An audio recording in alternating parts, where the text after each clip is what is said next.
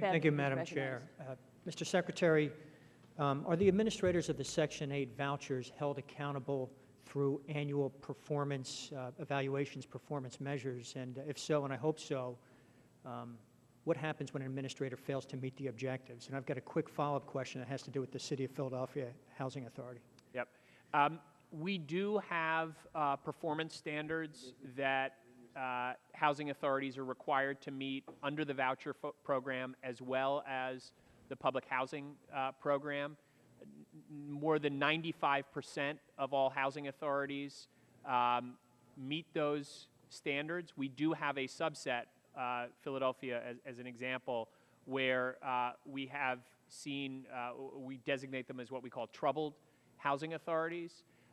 But absolutely there are performance standards. In addition to that, we have implemented a new set of standards and data that we collect. I run every month HUD-STAT meetings at HUD where we look at real-time data on the performance of housing authorities.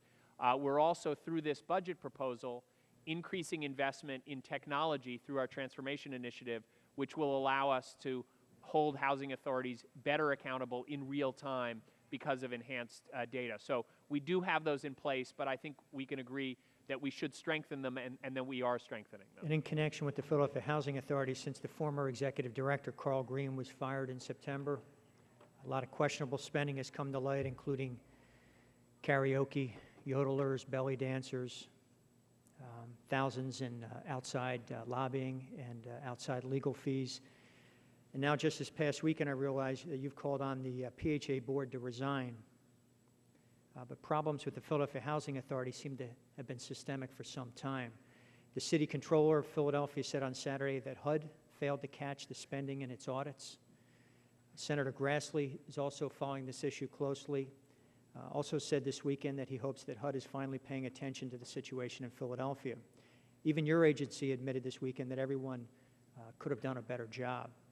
So my question is, why were these problems at the Philadelphia Housing Authority not caught sooner by HUD, and what are you putting in place to make sure that doesn't happen again?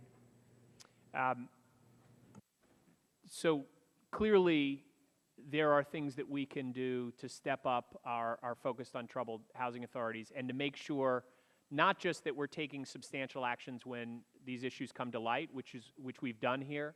We've cut off their excessive spending on outside legal counsel. We brought in a very experienced executive director to take over the housing authority, and as you rightly point out, did call for the board to step down.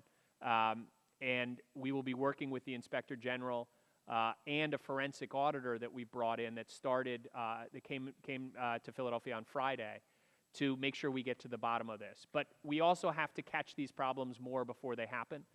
And that's why enhancing our data systems is important. The other thing that we're doing is setting up a dedicated team using transformation initiative funding that we got in our budget last year and that we're proposing to continue next year, that would allow us to target people to these problems, look at the financial data more systematically from the systems that we are building, and to send in those teams earlier on the ground where we have early signs of financial or other management problems on the ground. So those are initiatives we'd be happy to detail more to you in specifics, but that's an outline of a number of the things that we're doing to step up our oversight. Thank you. Thank you. The gentleman yields back. We will